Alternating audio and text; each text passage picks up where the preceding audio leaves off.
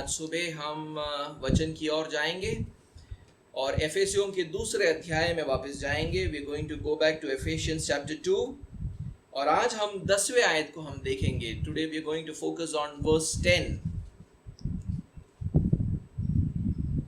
एफेसियों का दूसरा अध्याय और 10वां आयत, एफेशियंस चैप्टर 2 एंड वर्स 10।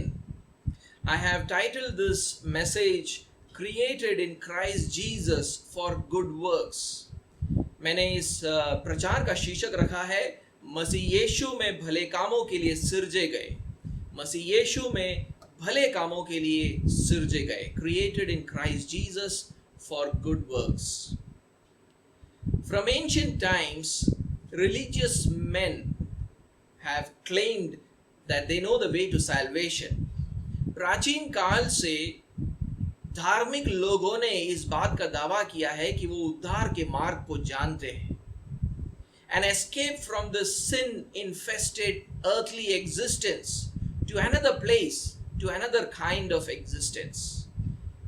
कैसे इस पाप से दूषित पृथ्वी पर के जीवन से वो बचकर वो एक दूसरे जगह पर या दूसरे जीवन में वो प्रवेश कर पाए। They have called it afterlife or paradise or to be enlightened or to have nirvana. उन्होंने इन बातों को कई नाम दिए हैं, जैसे अगला जन्म या जन्नत को पाना या ज्योतिर्मय होना या मोक्ष को प्राप्त करना। To get there, they propose an ascetic way of life or to go on pilgrimages or to do acts of charity. वहां पर पहुंचने के लिए वो बोलते हैं कि हमें संन्यास या तीर्थ यात्रा या दान धर्म का रास्ता अपनाना पड़ेगा। The core idea is that we contribute something to our salvation. यहाँ पर मुख्य संदेश ये है कि हमको हमारे उद्धार को प्राप्त करने के लिए कुछ करना पड़ेगा।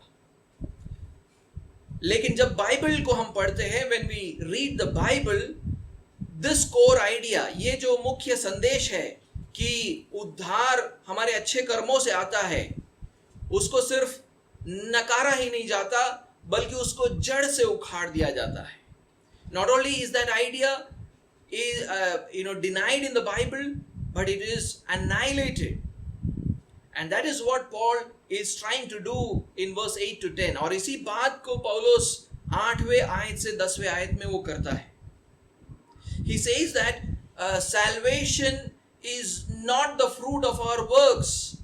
Therefore, we cannot boast about any contribution that we make towards it. And that is what he said in verse 9. 9वें आयत में उसने हमें सिखाया कि उद्धार हमारे कर्मों का फल नहीं है, तो हम घमंड नहीं कर सकते और उस उद्धार के प्रति हमारा कोई योगदान नहीं है। But here in verse 10, 10वें आयत में देखिए वो क्या बोलता है। वो एक नए तर्क को और एक तर्क को रखता है ये बताने के लिए कि उद्धार हमारे कर्मों का फल नहीं हो सकता है। So here in verse 10 he makes one more argument why salvation cannot be the fruit of our works. He says, for we are God's workmanship. वो ये बोलकर शुरू करता है क्योंकि हम उसके बनाए हुए हैं। And in order to explain this, Paul goes down further into history and then further into eternity. और इस बात को समझाने के लिए पौलुस इतिहास में जाता है और इतिहास से बढ़कर वो अनंतता की बातों को करता है। He says in history we were created in Christ Jesus for good works. वो बोलता है कि इतिहास में हमें यीशु मसीह में उन भले कामों के लिए सिरजा गया था। And in eternity God had prepared beforehand those good works so that we would walk in them. और अनंतता में परमेश्वर ने पहले से हमारे करने के लिए उन भले कामों को तैयार किया था। In order to understand Paul's flow of thought, let's begin with the last clause of this verse. And we will move towards the first clause. ये पौलुस का जो सोच है उसके बहाव को समझने के लिए हमें इस आयत के आखिरी उपवाक्य से शुरू करना पड़ेगा और आखिरी से शुरू होकर हम उसकी शुरुआत की तरफ जाएंगे. Because what he says last is what actually happened first. क्योंकि जो बात को वो आखिरी में बोलता है वो सच में पहले हुआ है. तो पहला पॉइंट जो मैं आपको बताना चाहता हूं वो आज ये है, परमेश्वर पिता ने हमारे भले कामों को पहले से तैयार किया है. So the first point that I want to say is our good works were predestined by God the Father. In Ephesians chapter 2 and verse 10, Paul says in the last clause that God had prepared beforehand good works so that we would walk in them. पौलुस दूसरे अध्याय और उसके 10वें आयत में और उसके आखिरी उपवाक्य में कहता है कि परमेश्वर ने पहले से हमारे करने के लिए इन भले कामों को तैयार किया. Romans chapter 9 and verse 23. That's the only other verse where that phrase prepared beforehand is used. Romeo का 9वां अध्याय 23वां आयत एक ही और दूसरा आयत है जहां पर उन पदों का इस्तेमाल किया गया है पहले से तैयार करना. हम उसको एक बार पढ़ेंगे. Let us read that. Romans chapter 9 and verse 23. Romeo का 9वां अध्याय और 23वां आयत. In order to make known the riches of his glory for vessels of mercy, which he has prepared beforehand for glory. Let's also read verse 24. Even us whom he has called, not from the Jews only, but also from the Gentiles. वो बोलता है दया के बर्तनों पर जिन्हें उसने महिमा के लिए पहले से तैयार किया, अपने महिमा के धन को प्रकट करने की इच्छा की, अर्थात हम पर जिन्हें उसने न केवल यहूदियों में से वरन अन्य जातियों में से भी बुलाया. Here Paul says that God has prepared beforehand vessels of mercy. यहां पर पौलुस बोलता है कि परमेश्वर ने दया के बर्तनों को पहले से तैयार किया. Paul is talking about God's choice or predestination. पौलुस यहां पर परमेश्वर के चुनाव या पहले से ठहराने की बात कर रहा है. God had chosen or predestined those to whom he will show mercy. परमेश्वर ने पहले से चुना था और उनको पहले से ठहराया था जिनके ऊपर वो दया दिखाएगा. Verse 24 says that they are the people he eventually calls. और 24वीं आयत में वो बोलता है कि ये वही लोग हैं जिनको आखिरी में वो बुलाता भी है इस पृथ्वी पर. और ये दोनों यहूदियों में से और अन्य जातियों में से है. And it is from both Jews and Gentiles.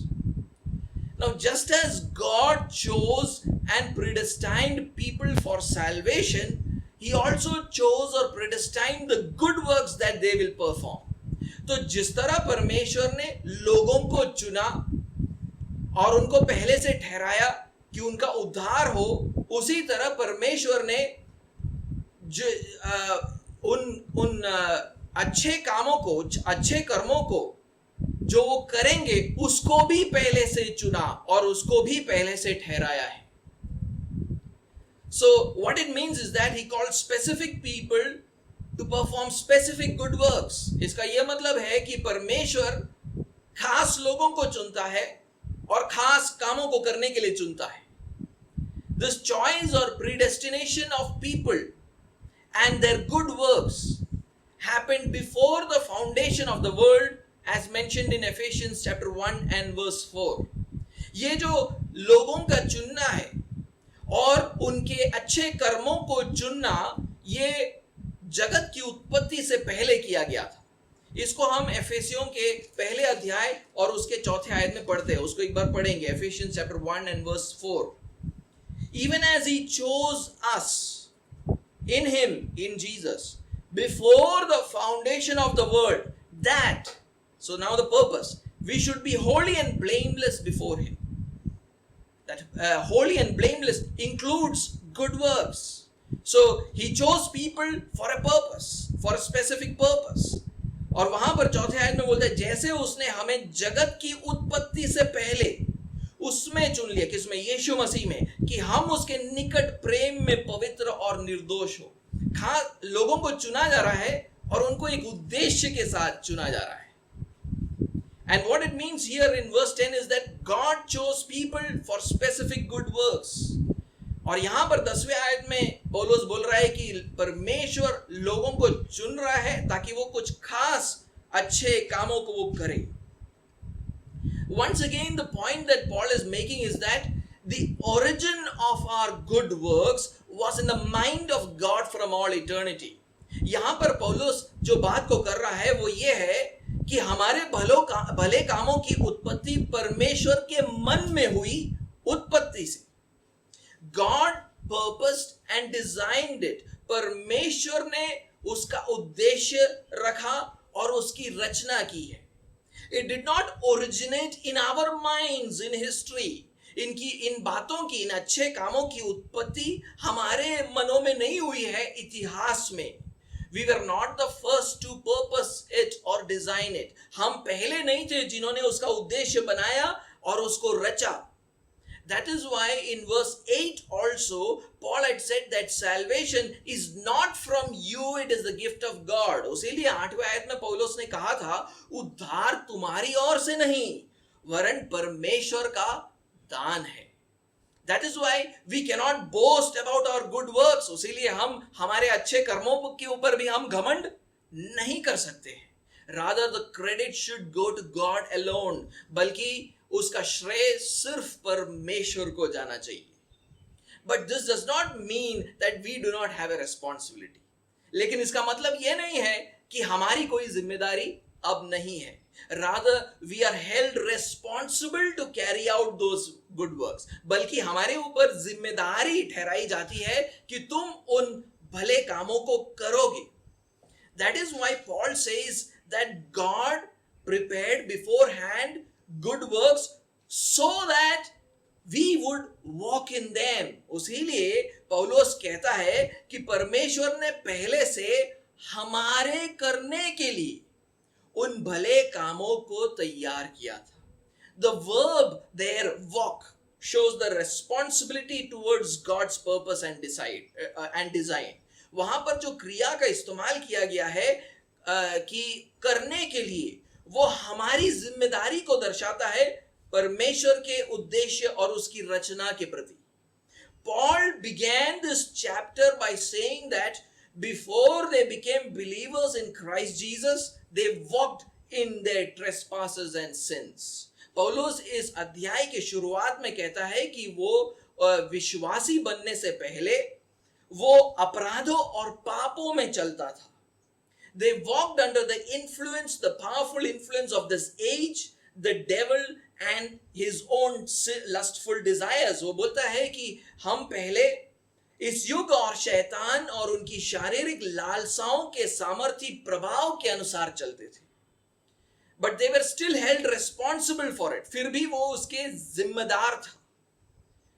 लोग उसके लिए जिम्मेदार थे. People were responsible for it. That is why they were called sons of disobedience and children of wrath. इसलिए उनको क्या कहा गया? वो आज्ञा न मानने वाले थे, क्रोध की संतान थे. Similarly, it has been God's eternal purpose that through faith in Jesus, they should walk in good works. इसी तरह परमेश्वर का अनंत उद्देश्य उनके लिए यीशु मसीह में विश्वास के द्वारा ये है कि वो भले कामों को करे. They have to do it with the enabling power of the Holy Spirit. उनको वो करना है सामर्थ देने वाले पवित्र आत्मा के बल से. But they alone are responsible for it. सिर्फ वो उन भले कामों के लिए जिम्मेदार है. That is why the Bible speaks about rewards or loss according to each man's work. उसीलिए बाइबल जो है हर एक व्यक्ति के काम के अनुसार मजदूरी या हानि की बात करता है. Let me read for you 1 Corinthians chapter 3 and verse 12 to 15. मैं आपके लिए पहला कोरिन्थियों का 3रा अध्याय और उसका 12वें आयत से 15वां आयत में पढ़ना चाहूंगा. पहला कोरिन्थियों का 3रा अध्याय 12वें आयत से 15वां आयत. 1 Corinthians chapter 3 and verse 12 to 15. Now if anyone builds on the foundation with gold, silver, precious stones, wood, hay, straw, Each one's work will become manifest, for the day will disclose it, because it will be revealed by fire, and the fire will test what sort of work each one has done. If the work that anyone has built on the foundation survives, he will receive a reward. If anyone's work is burnt up, he will suffer loss, though he himself will be saved, but only as through fire. वो बोलता है, यदि कोई इस नींव पर सोना या चांदी या बहुमूल्य पत्थर का कांट या घास या फूस का रद्दा रखे, तो हर एक का काम प्रकट हो जाएगा, क्योंकि वह दिन उसे बताएगा, इसलिए कि आग के साथ प्रकट होगा, और वह आग हर एक का काम परखेगी कि कैसा है। जिसका काम उस पर बना हुआ है स्थिर रहेगा, वह मजदूरी पाएगा। यदि किसी का काम जल जाएगा तो वो हानि उठाएगा, पर वह आप बच जाएगा, परंतु जलते जलते। So we are responsible for our good works. तो हम हमारे भले कामों के लिए जिम्मेदार है, but our responsibility functions under the umbrella of God sovereign grace. लेकिन हमारी जो जिम्मेदारी है वो परमेश्वर के परम प्रधान अनुग्रह के अधीनता में रहकर काम करता है। Sovereign because God predestined those good works from eternity. परम प्रधान इसलिए मैं कहता हूं क्योंकि परमेश्वर ने उन भले कामों को अनंतता से ठहराया है। Grace because he chose sinners like us to carry out those good works. अनुग्रह इसलिए मैं बोलता हूं क्योंकि उसने हम पापियों को चुना कि हम इन भले कामों को करें। If we are able to perform good works in our life, then the ultimate reason for it is the sovereign grace of God. अगर हम कुछ अपने जीवन में कोई भले कामों को कर पा रहे हैं, तो उसका आखिरी कारण यह है कि परमेश्वर का परम प्रधान अनुग्रह हमारे ऊपर है। And therefore the praise of our good works should go to God alone. उसीलिए हमारे भले कामों का जो स्तुति के लिए जो स्तुति है वो सिर्फ परमेश्वर को जाना चाहिए। Who bestowed on us the sovereign grace, जिसने हम पर इस परम प्रधान अनुग्रह से हमें सेत मेत किया है। There are many good works that we can all do. ऐसे बहुत सारे भले काम है जिनको हम सब कर सकते हैं। But we do not have the desire to do all of them. लेकिन हमें कभी ये इच्छा नहीं होती कि हम ये सारे भले कामों को हम करें। We have the desire to do some of them. लेकिन हमें इनमें से कुछ भले कामों को करने की इच्छा रहती है।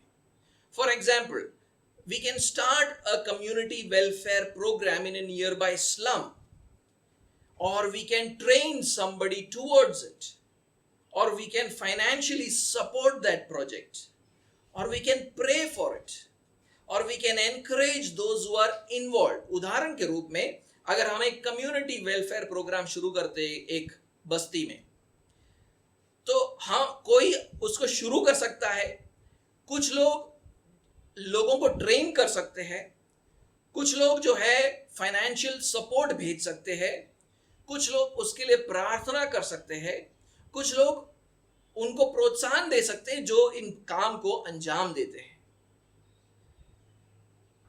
When we have the desire to do some of these actions, जब हमारे अंदर ये इच्छा शक्ति जगती है कि हम इनमें से कुछ कामों को करें, we find out that we do not have the energy or resources to do it. तो अक्सर हमें पता चलता है कि ना हमारे पास शक्ति है, ना साधन है इस इच्छा को पूरा करने के लिए। In order to do any good work, we need both desire and resources to do it. कोई भी भले काम को पूरा करने के लिए हमको इच्छा शक्ति के साथ साधनों की भी जरूरत पड़ती है। The Bible says that God provides both. Bible हमें सिखाता है कि परमेश्वर इन दोनों बात को हमको देता है, and makes it possible for us to carry it out. और फिर हमें मुमकिन बनाता है कि हम इस भले काम को पूरा कर पाए। And it does this according to his eternal purpose. और ये वो करता है अपने अनंत उद्देश्य के अनुसार। Paul calls it his good pleasure. पौलुस उसको उसकी सुइच्छा बताता है. आइए हम फिलिपियों का पत्र पढ़े, दूसरा अध्याय और उसका 12वां और 13वां आयत पढ़े. We'll read Philippians chapter 2 verse 12 to 13. There it says, therefore, my beloved, as you have always obeyed, so now, not only as in my presence, but much more in my absence, work out your own salvation with fear and trembling. For it is God who works in you, both to will and to work for his good pleasure. वो बोलता है, इसलिए है मेरे प्रियो, जिस प्रकार तुम सदा से आज्ञा मानते आए हो, वैसे ही अब भी न केवल मेरे साथ रहते हुए पर विशेष करके अब मेरे दूर रहने पर भी डरते और कांपते हुए अपने अपने उद्धार का कार्य पूरा करते जाओ, क्योंकि परमेश्वर ही है जिसने अपनी सुइच्छा निमित्त तुम्हारे मन में इच्छा और काम दोनों बातों को करने का प्रभाव डाला है. This verse tells us clearly that we have a responsibility to work out our salvation. ये वचन बिल्कुल स्पष्ट तरीके से कहता है कि उद्धार के कार्य करने की जिम्मेदारी हम पर है. But also tells us that the desire and power to do it comes from God.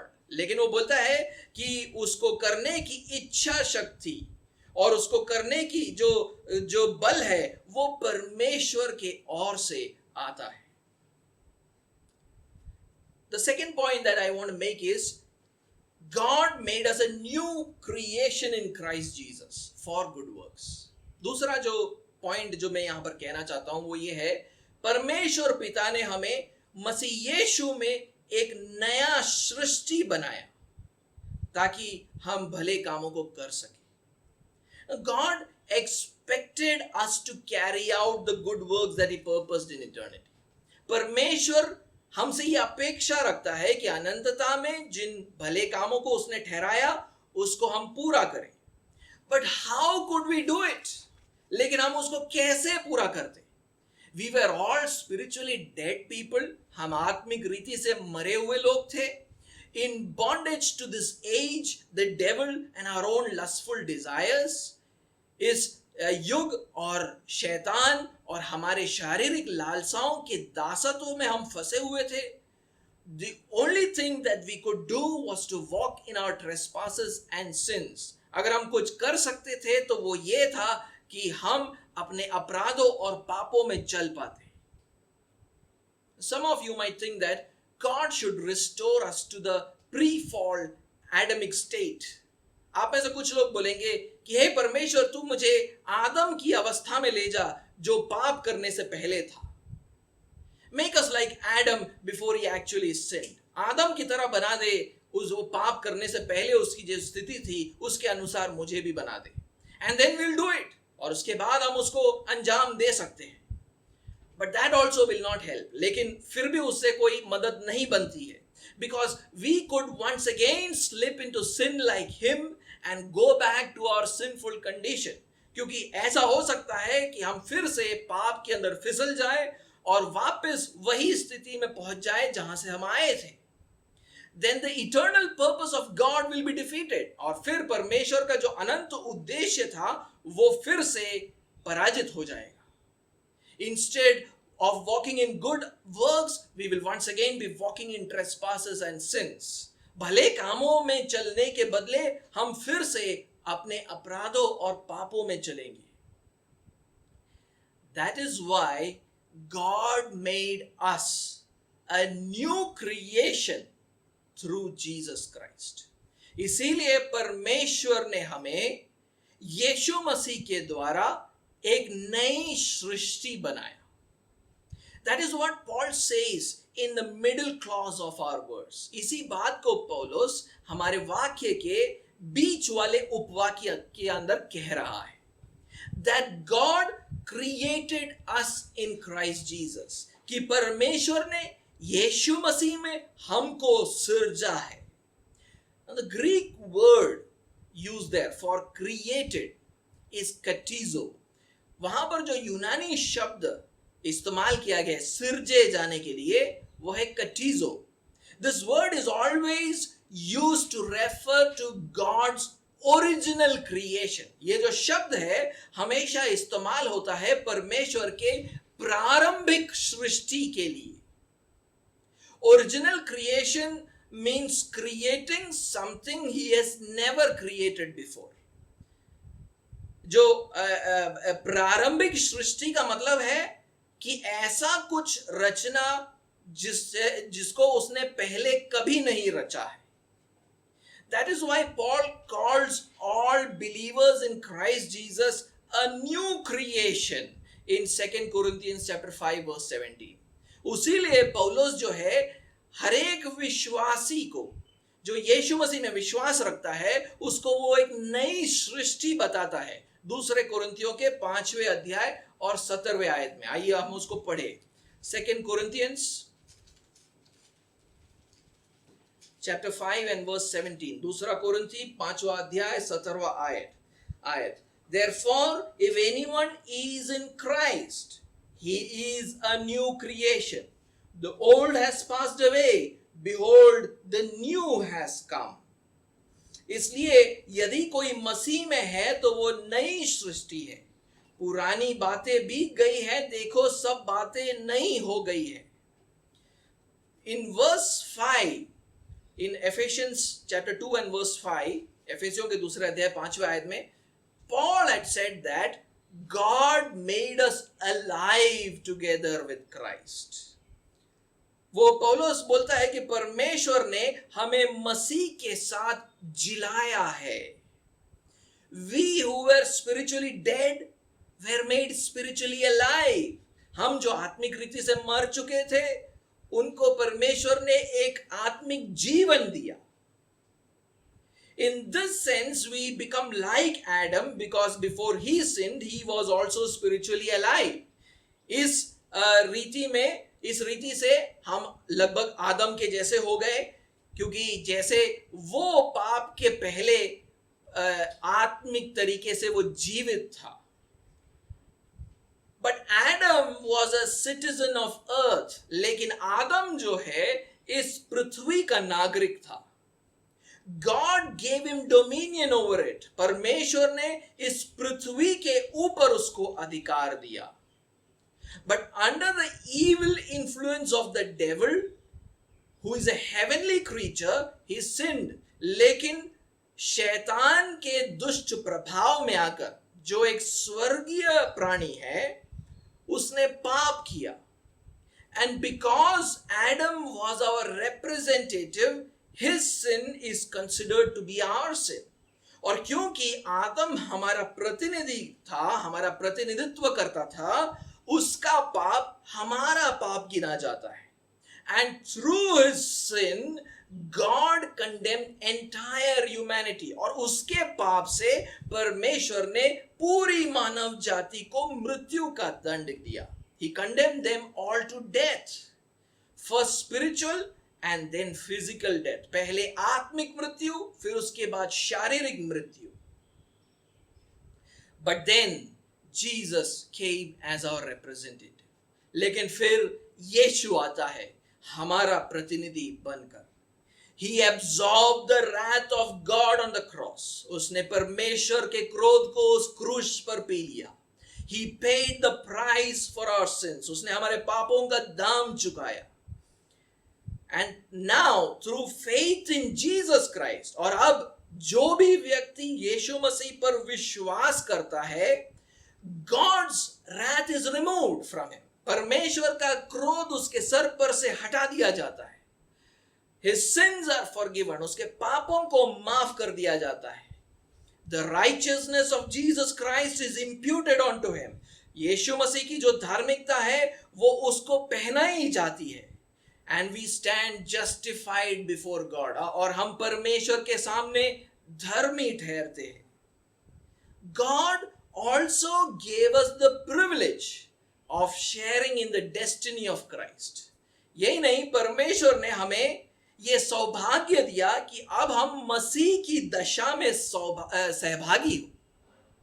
Like Jesus, God seats us also in the heavenly places now. यीशु मसीह की तरह ही परमेश्वर हमको स्वर्गीय स्थानों में बिठाता है. Far above devil and every evil spiritual power.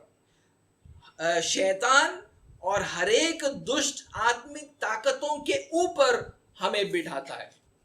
That is why in Ephesians chapter 1 and verse 20 to 21, look what Paul says. उसलिए देखिए एफेसियों के पहले अध्याय 20वें और 21वें आयत में पौलुस क्या कहता है. He says that God raised Jesus from the dead and seated him at his right hand in the heavenly places, far above all rule and authority and power and dominion, and above every name that is named, not only in this age but also in the one to come. So he's talking about evil spiritual powers, devil and all the evil spiritual powers, that Jesus is now seated in heaven far above all these powers. 20वें आयत में वो बोलता है कि परमेश्वर ने मसीह यीशु को मरे हुओं में से जिलाकर स्वर्गीय स्थानों में अपनी दाहिनी ओर सब प्रकार की प्रधानता और अधिकार और सामर्थ और प्रभुता के और हर एक नाम के ऊपर, जो न केवल इस लोक में पर आने वाले लोक में भी लिया जाएगा, बैठाया. यानी यीशु मसीह को स्वर्गीय स्थानों में बिठाया जाता है. जो ये सारी शैतानी ताकतों के बारे में जो बोल रहा है, प्रधानता, अधिकार, सामर्थ, प्रभुता, उन सब के ऊपर यीशु मसीह को बिठाया गया है. And then in Ephesians chapter 2 verse 6, Paul says that God seated us with Jesus in the heavenly places. और फिर दूसरे अध्याय 6वें आयत में पौलुस कहता है कि परमेश्वर ने हमें स्वर्गीय स्थानों में मसीह यीशु के साथ बिठाया. This means that we have been liberated from all our earthly bondages. इसका मतलब यह है कि परमेश्वर ने हमें पृथ्वी के हर बंधन से छुड़ाया है. Unlike Adam, we are now heavenly citizens. आदम से भिन्न हम अब स्वर्ग के नागरिक हैं. Unlike Adam, we reign with Jesus Christ over devil and every evil spiritual power that kept us in bondage. आदम से भिन्न यीशु के साथ हम शैतान और दुष्ट आत्मिक ताकतों पर, जो हमें बंदी बनाकर रखती थी, उन पर हम राज्य करते हैं. That is why we are called a new creation. उसीलिए हमको एक नई सृष्टि बोला जाता है. A new humanity which God created with unprecedented status and power. एक नई मानव जाति की सृष्टि की परमेश्वर ने, जिसके पास बेमिसाल दर्जा और सामर्थ से उसको आशीषित किया गया है. And God did this so that we may walk in good works. और उसीलिए परमेश्वर ने ये क्यों किया? ताकि हम उन भले कामों को कर सके. That is why Paul says in our verse that we are created in Christ Jesus for good works. इसीलिए पौलुस हमारे आयत के अंदर कहता है कि हमें यीशु मसीह में उन भले कामों के लिए सृजा गया. The very purpose of making us a new creation through Jesus Christ is that we might be able to now walk in good works. ये पूरा उद्देश्य हमें नया रचने का यीशु मसीह के द्वारा ये है कि हम भले कामों को अब कर पाए. कोई चीज हमें रोक ना सके. There might be nothing that might stop us except the will of God. परमेश्वर की इच्छा के अलावा ऐसी कोई बात ना हो जो हमें रोक सके. The movie Terminator 2 shows a cosmic battle between a synthetic intelligence called Skynet and humanity. अगर आप लोगों ने मूवी देखा होगा टर्मिनेटर 2, वो एक युद्ध को बताता है, एक सिंथेटिक इंटेलिजेंस जिसका नाम है स्काईनेट और मानव जाति के बीच में. Now, Skynet sends an advanced terminator called T-1000 to carry out its plans. और ये जो Skynet नाम का जो इंटेलिजेंस है वो एक टर्मिनेटर भेजता है T-1000 करके, जो अपने उसके उद्देश्यों को पूरा करेगा. And the person who is trying to protect humanity, his name is John Connor, he sends another terminator to defeat him.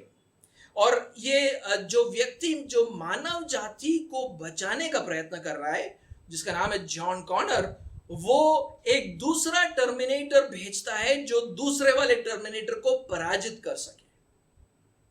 Now these terminators look like human beings, लेकिन ये जो टर्मिनेटर है वो मनुष्य की तरह दिखते हैं, लेकिन वो एक अलग सृष्टि थी. They were different creatures.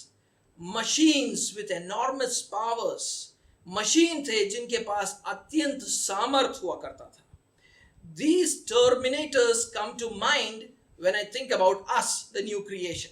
ये जो टर्मिनेटर है उनका जो चित्र है वो मेरे दिमाग में आता है जब हम हमारे बारे में एक नई सृष्टि के बारे में बात करते हैं. We are not machines, हम मशीन नहीं हैं. We are human beings, हम मनुष्य हैं. But unlike other human beings, we are citizens of heaven. लेकिन बाकी मानव जाति के से भिन्न हम स्वर्ग के नागरिक हैं. Unlike other human beings, God has created us with surpassing power to defeat the forces of darkness. बाकी मानव जाति से भिन्न परमेश्वर ने हमें असीम ताकत के साथ रचा है, जिसके द्वारा हम अंधकार के ताकतों को पराजित कर सके. These forces of darkness are this age, the devil and our own fleshly desires. और ये ताकतें, ये युग है और ये शैतान और हमारी शारीरिक लालसाएं हैं. And our mission is to carry out the good works that our Creator had purposed in eternity. और हमारा लक्ष्य ये है कि हम परमेश्वर ने जिन भले कामों को अनंतता से ठहराया, हम उसको पूरा कर पाए. Unlike the terminators, we have our own will and the power to carry out good works. वो मशीन से भिन्न, टर्मिनेटर से भिन्न, हमारे पास हमारी खुद की इच्छा शक्ति है. हमारा खुद का बल है, शक्ति है, जिससे हम अच्छे कार्यों को कर सके. But our good works are done under the umbrella of God's sovereign grace. लेकिन हमारे अच्छे कामों को हम परमेश्वर के परम प्रधान अनुग्रह के अधीनता में होकर करते हैं. God powerfully influences our will and our energy through His Spirit, so that we can do what He planned in eternity. परमेश्वर अपने आत्मा के द्वारा बड़े सामर्थ्य से हमारे इच्छा शक्ति और शक्ति पर ऐसा प्रभाव डालता है ताकि हम वो कर सके जिसकी इच्छा उसने अनंतता से की है. My third point and the final point, तीसरा और आखिरी point, we are God's work from beginning to end. शुरुआत से लेकर अंत तक हम परमेश्वर के बनाए हुए. Last week we saw how Paul ended verse 9. हमने देखा पिछले हफ्ते कि कैसे पौलुस ने 9वां आयत को खत्म किया. He said, salvation is not a result of works so that no one may boast. वो ये बोलकर उसने ये खत्म किया कि उद्धार कर्मों का कारण नहीं, ऐसा ना हो कि कोई घमंड करे. Now let me come to the very first clause of verse 10. आइए अब हम सबसे पहले उपवाक्य को देखते हैं हमारे 10वें आयत के अंदर. Here Paul is giving a further reason why salvation cannot be a result of our works. यहाँ पर पौलुस एक और तर्क को रख रहा है ये बोलने के लिए कि उद्धार कर्मों के कारण नहीं है. He says, for we are His workmanship or creation. वो बोलता है हम उसके बनाए हुए हैं. We are a new creation of God. हम परमेश्वर की नई सृष्टि है. He gave us a new spiritual life. उसने हमें एक नया आत्मिक जीवन दिया. A new heavenly status. उसने हमें एक स्वर्गीय दर्जा दिया है. and invested us with unprecedented power, और हमारे अंदर उस असीम शक्ति को भर दिया है, to rule over evil spiritual powers, ताकि हम हर दुष्ट आत्मिक ताकतों के ऊपर विजय प्राप्त कर सके. Our creation itself is our salvation. हमारी सृष्टि ही हमारा उद्धार है. How could we then contribute to our salvation? तो हम हमारे उद्धार के प्रति क्या योगदान दे सकते हैं? Can an uncreated being produce good works? क्या एक सृष्टि जिसकी रचना अभी तक नहीं हुई है, क्या वो अपने ही सृष्टि में कुछ योगदान दे सकता है? It cannot, वो नहीं कर सकता. Then to boast about our own salvation, तो फिर हम अपने उद्धार के ऊपर घमंड करें, वो ना सिर्फ गलत है, it's not only wrong, but it is irrational, बल्कि वो मूर्खता है. Essentially, Paul is saying that when we say that salvation is a result of our works, we are saying that we created ourselves. पौलुस मूल रूप से ये कह रहा है कि अगर हम ये बोले कि उद्धार जो है हमारे कर्मों के कारण है, तो हम ये बोल रहे हैं कि हमने हमारी रचना खुद की है. He is saying that we did not create ourselves. वो बोल रहा है कि हमने हमारी रचना खुद नहीं की है.